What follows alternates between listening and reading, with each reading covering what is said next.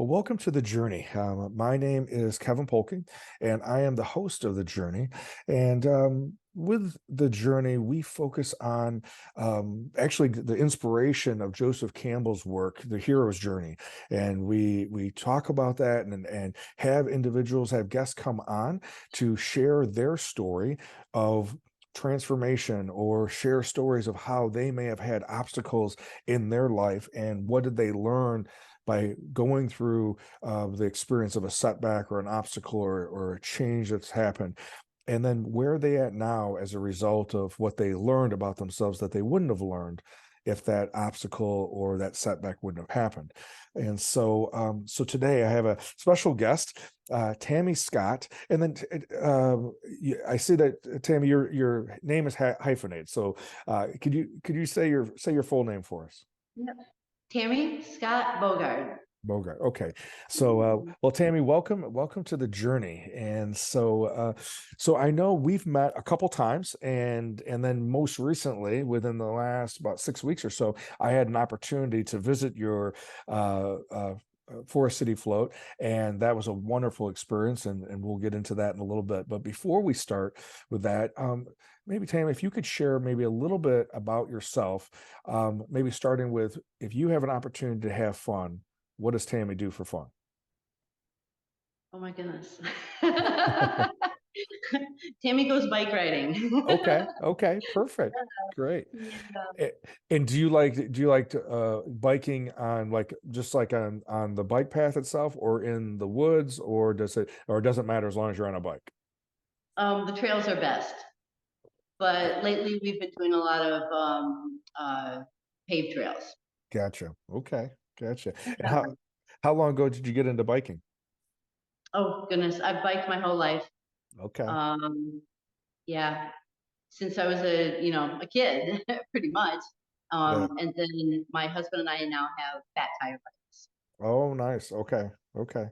Yeah, yeah. There was a time frame of about 15 years where I did triathlons, and so that's another part of my past. Okay. Um, So triathlons, wow, that's a whole thing in itself of training for a triathlon as well as obviously doing a full triathlon. That's I give you a lot of credit for that. So yeah, so I've are you always done these types of things my whole life. gotcha. And are you from the Mhm. Rockford area? Yes. Yep. Okay. Yep. And where'd you go to high school? I went to Jefferson High School. Okay, all right. And did you compete in sports or were involved with activities when you were at Jefferson? I did not. I was the person that went home with a stack of 6 books, whether or not I had homework. Okay, okay. I would be the last person you would think that would eventually do a triathlon. Very academic in my brain. I thought I wanted to be an accountant, and then kind of dabbled in that area for a little bit and found myself gritting my teeth a lot Mm, while I was working, and figured that sitting at a desk is probably not going to be the life for me. And so when I got married, we went out to San Diego. I started to get interested in weightlifting and running. mm. And so eventually that's where the triathlons came in, because that's a wonderful way to train, and great effects that you get by doing that as well. I became a personal fitness trainer in 1991, and Okay, then got okay. interested in yoga in 2000 and started teaching yoga in 2003. Um, then I got exposed to acupressure here in town, got interested in that. I started practicing that, learning that in 2007, and became a Jin Shindo registered acupressurist in 2012. Um, Somewhere around 2014, I got interested in singing bowls. See, I right Yep, there, yep. behind me. And so started dabbling in becoming a singing bowl artist, and I do that here at the studio for meditations. I'm a meditation teacher. I've been meditating since I was 24 years old. Uh, and now, because of my oldest son's suggestion, we've brought flotation therapy and infrared saunas into the mix of what we offer here at Forest City Float and Namaste Studios.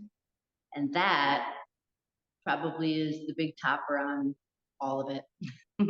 Yeah, yeah, okay. And so I know we're going to talk about the flotation pods, but infrared sauna, is that what you said? Yep. And so tell us a little bit about that. Yeah, tell us a little bit about that. Here's what I love about infrared saunas. Okay. You have a lot of people who do them during the winter time because they can give you the same good effects that the sun gives you without getting tan or burned. So the uplifting and good effects that being in the sun can give you through the infrared light. So for people who are affected by SAD, seasonal affective disorder, it's really good for that. It can be good for detoxification because obviously you're sweating. But what most people don't realize is that it's also a decent cardiovascular exercise because your heart is starting to beat faster so that it can try to cool you off, even though that's futile because you're in a hot box. Sure. Yep. But your heart rate goes up and you actually get a cardiovascular workout. Mm. And then to even top that, because I am such a science nerd, your mitochondria. Are you familiar with what your mitochondria are? Sure. Yeah. Yeah. I'm remembering back to my bodybuilding days and in my biology and science classes in college. Yeah. Yeah. 9 times out of 10, people shout, "The powerhouse are your cells." Yep. Yep. Yep. So sometimes our mitochondria can become damaged through things that we do, our environment, environmental toxins. And so what happens is the infrared light not only helps us repair damaged mitochondria that doesn't want to do the energy production that it's supposed to do for us, but it also can create more mitochondria. Mm. Okay. And mitochondria are actually microbes and bacteria. Actually don't have the same DNA as we do. Interesting. Interesting. Interesting. So we have clients that come to KP that struggle with seasonal affect disorder, and then others individuals who struggle with their immune system, maybe compromised, not only because, well, maybe it has a lot to do with not being able to be out in the sun and be outside as often in the winter months. And so infrared sauna would help those individuals who's obviously the seasonal affect disorder, but then also individuals whose immune system may be compromised because of the lack of vitamin D or lack of sun exposure. Yeah, absolutely. Okay. Yeah, Eh, immune boosting effect. Okay. And that could be even from an aspect of like psoriasis, eczema, those types of skin are seen more of the symptoms are related to skin. But it's really now research is showing us that it's an autoimmune, something compromised with the autoimmune system. Okay. Yes. So this is bonus. I wasn't expecting to learn this today. So, okay. Well, perfect. Well, okay. So, and maybe you just kind of leaked it out just a second there, about how did this person who aspired at one point to be an accountant now all of a sudden, maybe from the outside, would be seen more as an alternative therapist or healer. Yeah. So how did that come about? I mean, because as a general rule, we don't usually think of accountants as individuals who are attracted to and drawn to alternative therapies. Absolutely. Absolutely. So you might even agree with this, Kevin, that I really believe that when people start to get interested in health and fitness, health and wellness, they usually enter into some type of an aerobic capacity and a weightlifting or strength building type of activity. And previous to that, we've really just run around not really caring or knowing how it works inside of this body. Yep. True. Yep. And so I find often that physical activity is this gateway to spirituality, in that we all of a sudden notice that there's this miracle happening inside of us. And when I say miracle, there's a lot of science involved, but it's just millions of things happening all at one time, and it's pretty mind blowing. So it takes us inward. It's that invitation inward. And it was that invitation inward that then had me looking at yoga and meditation. And I can remember early on meditating with my young sons, and really realizing that when you meditate, you're starting to access and utilize spaces of your brain that you wouldn't have normally used before. And so when I was growing up, being so maybe much more on that analytical left brain, Mhm. doing masculine, yoga and meditation opens me up to more of my right side brain, my creativity, my being, my feminine side. So I think that has Yes. a lot to do with it. Yeah. Okay. And I know that what you just an aspect of what you described reflects my journey as well. Having grown up, and especially with weightlifting and contact sports, were my main, introduced early on, grade school with football, and then weightlifting starting when I was 11, and then that later led to bodybuilding.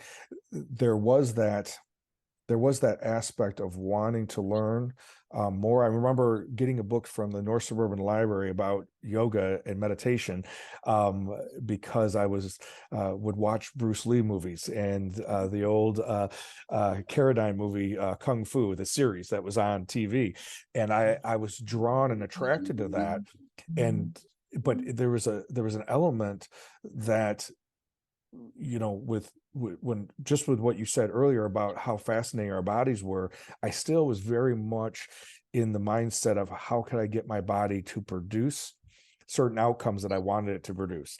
It wasn't until later, what did I start trying to, kind of live in relationship with my body, instead of it being a machine that I wanted it to perform for me. So, um, which is a whole nother story, right? So, but I wanna get into flotation tanks or flotation pods, and talk about that, and yeah, tell me about your experience, how you got introduced to it, and what have you seen along the ways, and yeah, tell us about that. Or maybe first also just tell us what are flotation pods and flotation tank. All righty. So, flotation therapy is a high solution of Epsom salt or magnesium sulfate, like in relationship to the water that you put it in. There are many different styles of flotation therapy. We have pods here at the studio. So they're round, they're large, they have a lid that opens, you get in and close the lid. Other facilities have open pools that are like 9 foot in diameter. And there are a few other styles. They used to be much smaller. They used to be much, I'm going to say, sketchier because a lot of them were homemade. Mm, Now the production of flotation pods has come state of art. There aren't any uh, 90-degree angles, so everything's smooth inside, very easy to clean, very easy to keep clean. So in our flotation pods, we have 200 gallons of water and 1,000 pounds of Epsom salt, and it's wow. 10 inches of water because the unit is inside, it's 7 foot by 5. It's very spacious, and the lid or the ceiling of the unit is about 4.5 feet above your face as you're looking up. So there's there's no need for people to feel that claustrophobic feel that they might have felt in the units of the past. Mm, okay. Gotcha. And I remember the first time I had ever did any float was the late 90s. My spiritual mentor had a flotation, and it reminded, it was smaller than the pods that you have, and it reminded me of more like the size, I think, of like a tanning bed, and so it reminded me more of that type of style. I remember Joe telling me about it when he got his flotation tank. What is what he referred to it as, is that he was he was the individual who was bringing me through. Mentoring me with Lakota ceremonies, and we would do a Nipi or sweat lodge ceremony on his property, and he would he would talk about that this was an alternative to doing the sweat lodge, as and because the essence of traditional Nipi is that this dome like, right, that would, some depending on how big you would make it, could be multiple people in there, and then you would bring hot rocks inside and put water on it, and that was where the steam would come from, was to represent the womb of Mother Earth, and you would, and it's a spiritual experience. Even though, if I'm being transparent, the first few times I did it, or maybe even more than that, it felt like more like an endurance test that it did. To again, I wanted to endure this to say that I had done it. It wasn't until later that I would let go, and then we're able to have more of the spiritual experience, from it. But that was how Joe originally described to me the float, and was that it was going to be have similar characteristics to a sweat lodge ceremony or a nipi. Obviously, it's singular, so that's a different part of it. But I probably even before that, if I go back to college, I had a professor that was at Illinois State that focused on, was heavily influenced by Carl Jung, and we were studying the conscious and unconscious and the collective unconscious. And when she was focusing on the collective unconscious, she had, as a class, we watched a movie, an old movie with William Hurt in it, called Altered States. And that was, I don't know if you've ever seen that movie, but that was a whole different kind of version of a flotation tank. And that was vertical, and that particular tank.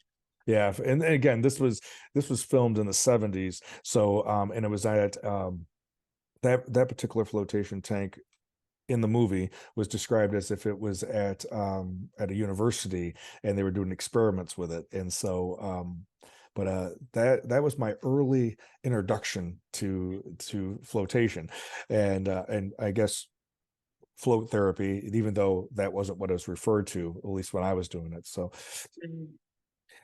I know there was some articles that you had sent me recently, about the mental health and the emotional health of the of doing float therapy. So maybe talk a little bit about that, about what are some of the mental and emotional, and as well physical benefits of float therapy.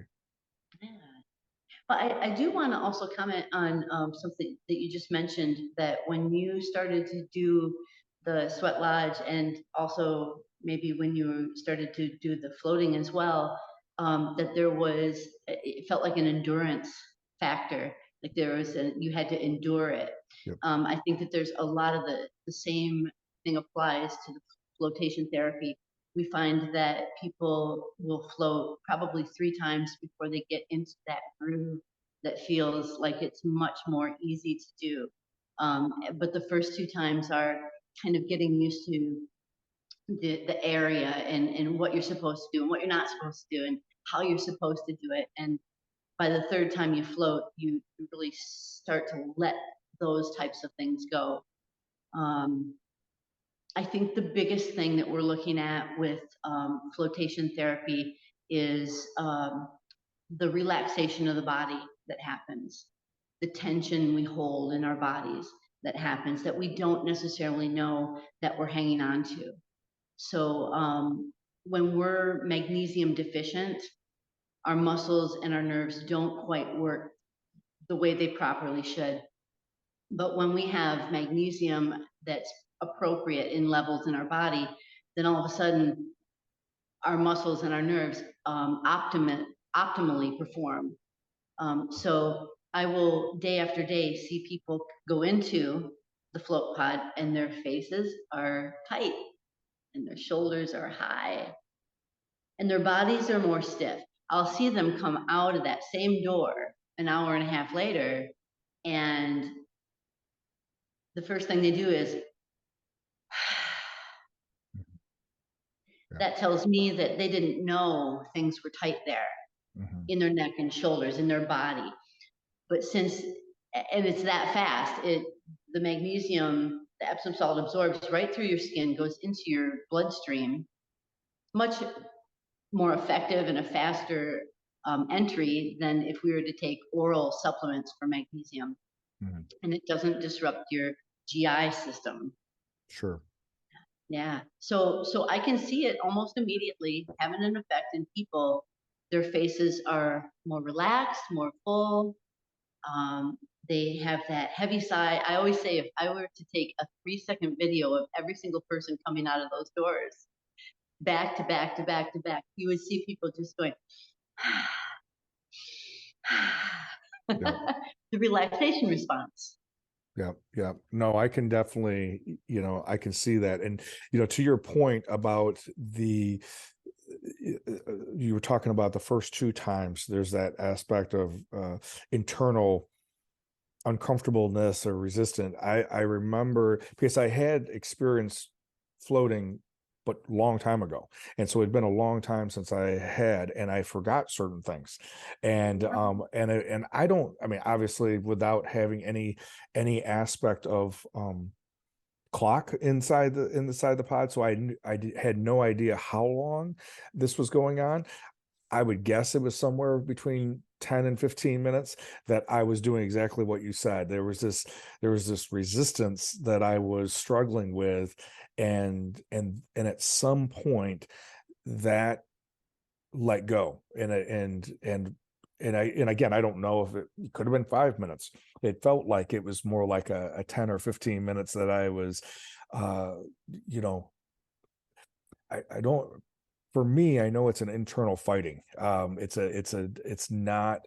It's not accepting, right? And is resistance. And so, but I do remember that piece. And then from that till the end, there was an extended time period. So that's why I guesstimated that it was the first 10 or 15 minutes. I don't know for sure how long.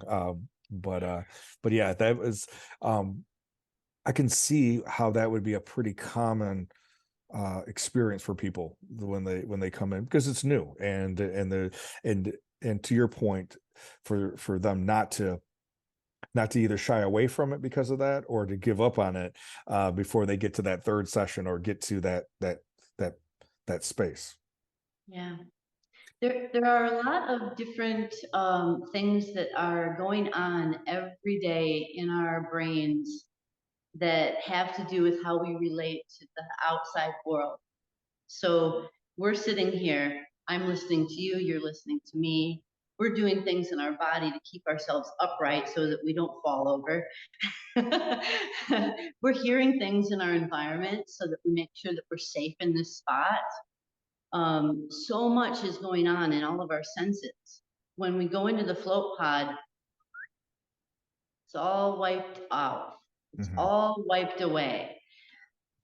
So we keep the water at the same temperature as the outside of your skin, so you don't really even feel the water. You don't even really feel your body. We don't want to just make you feel like you're floating in water, but maybe even floating in midair. We do the best to keep our space soundproof. We've done a lot of work with the room, double walling, and a lot of other things to do that. And so that you don't hear anything. And we have the option and we turn off the lights so that maybe you don't see anything. So all that normal stimuli that's coming into the brain every second, analyzing things, is shut off. And so the brain really and truly gets a moment to heal, to rest. It's like a reset for your central nervous system. Hmm. Hmm. Yeah, and I can definitely see that aspect of because of the lack of stimulation, of outside stimulation. uh there, I could see how the body would be able to recharge or reboot from that aspect of it.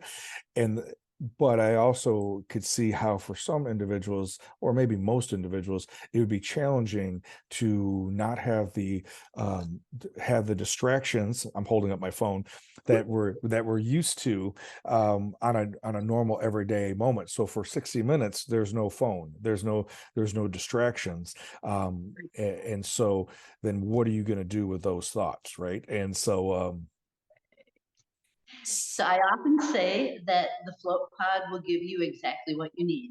yeah. So Because yeah. you're right, there is no distraction. You don't have access to your phone. And so when you say distraction, I also think of it as we entertain ourselves. Mhm. Think about, I mean, I'm 57. I grew up with the television. That's Yeah. what we did for entertainment in the evening. That's what we did to be with our families. Yeah. Um, then when I was in high school, computers were introduced, and books can even be that way, even though they seem a little bit more with higher purpose. Right. But we are attuned to tuning into something that entertains us, Hmm. and and and maybe on that higher note, we always want to hear a story, and those things are good.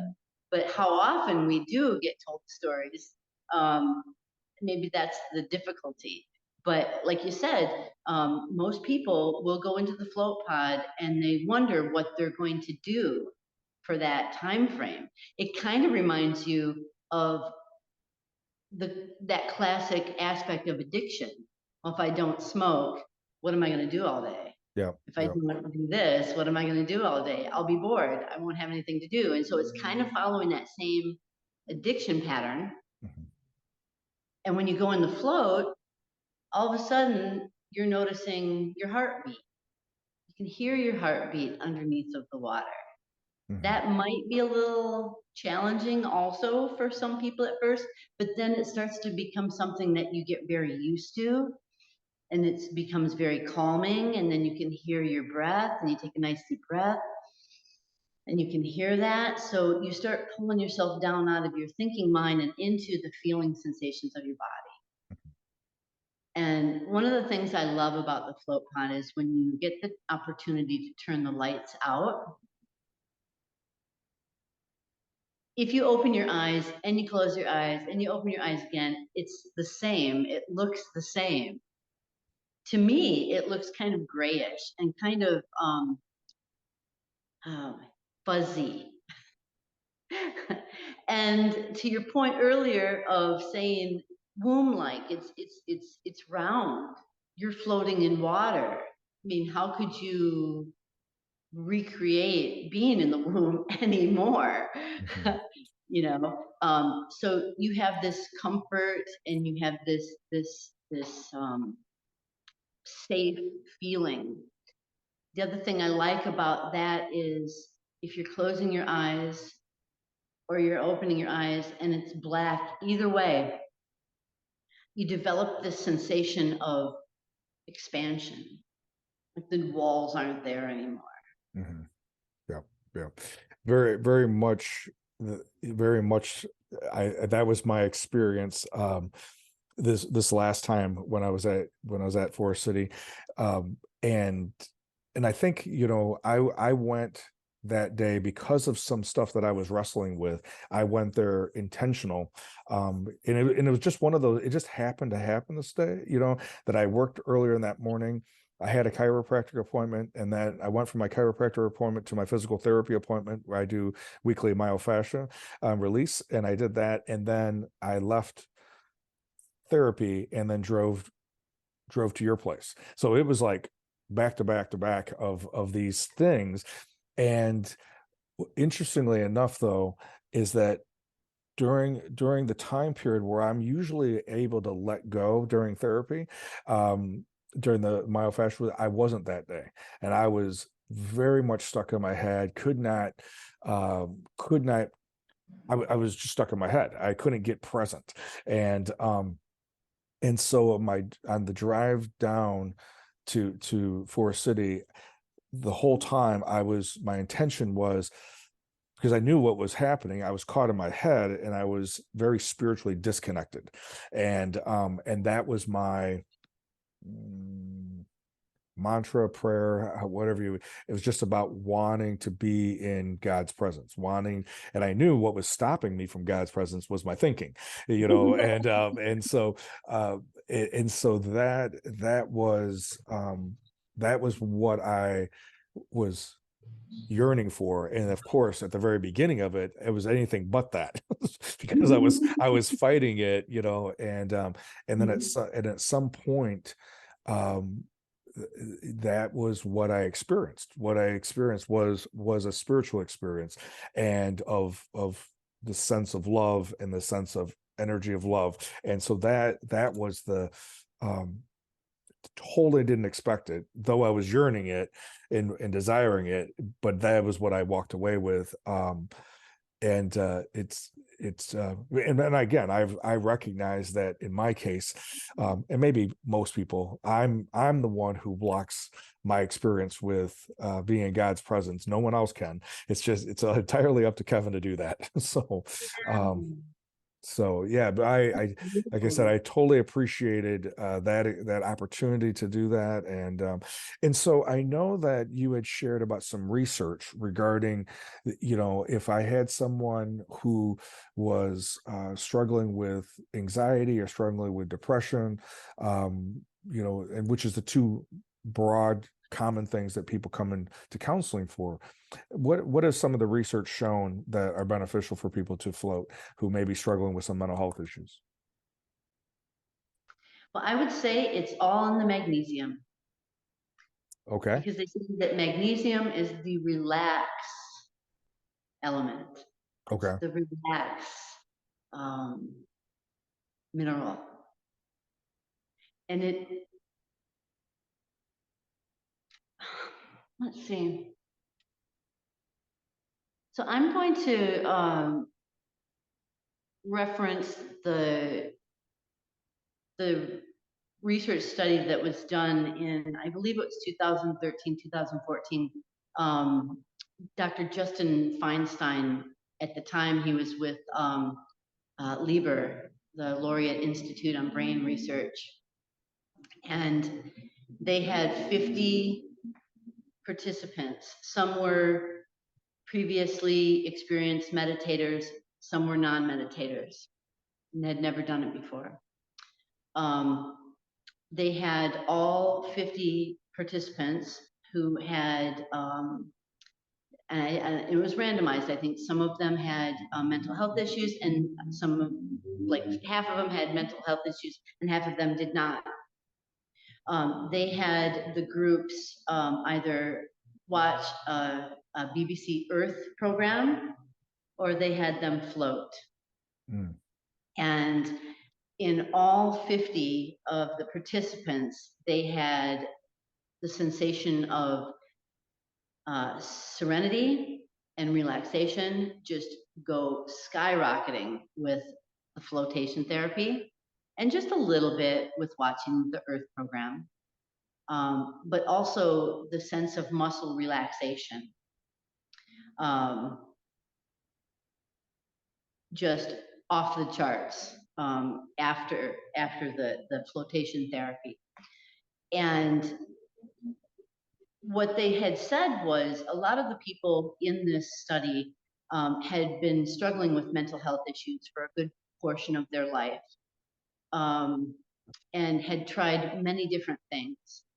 And I think it was close to 100% of the participants had said that flotation therapy had an impact on their anxiety and stressors, and how they felt for up to 72 hours after the float, more than anything they've ever tried in their entire life. Mm, okay.